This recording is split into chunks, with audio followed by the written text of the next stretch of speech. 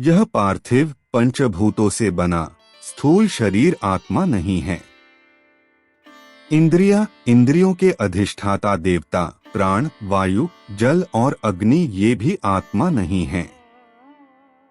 मन जो अन्नरूप सूक्ष्म तत्व से पोषित होता है, बुद्धि, धिषणा, सत्वगुण, अहंकार, आकाश, पृथ्वी तथा शब्द आदि विषय ये भी आत्मा नहीं है।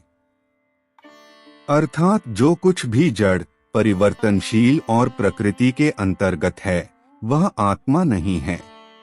हे उद्धव, यह जो शरीर, इंद्रिया और अंतःकरण रूप तीन प्रकार के विकार तुम में आश्रित प्रतीत होते हैं, वे वास्तव में माया मात्र हैं।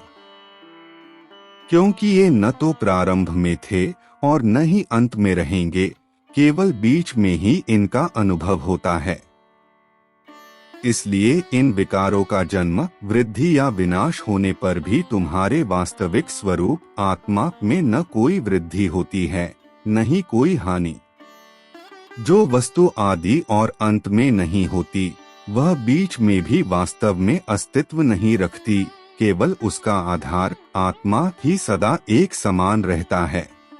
जो ज्ञानी पुरुष बीज से वृक्ष की उत्पत्ति और बीज के पकने या परिपक्व होने पर उसके नाश, इन दोनों अवस्थाओं को देखता है, वह स्वयं उस वृक्ष या बीज से भिन्न होता है।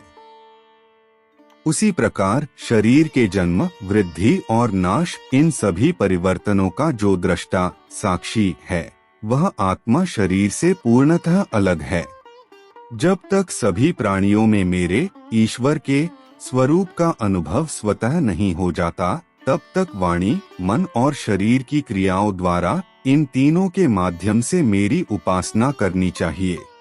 निश्चय ही सर्वदेवमय भगवान हरि मुझ पर प्रसन्न हुए हैं। उनकी कृपा शक्ति से मैं ऐसी चेतनावस्था को प्राप्त हुआ हूँ, जहाँ विषयों के प्रति आसक्ति स्वतः शांत हो गई है। मेरे अंतःकरण में जो निर्वेद, वैराग्य उत्पन्न हुआ है, वही अब आत्मा के लिए संसार सागर से पार होने की एकमात्र नौका के रूप में स्थापित है।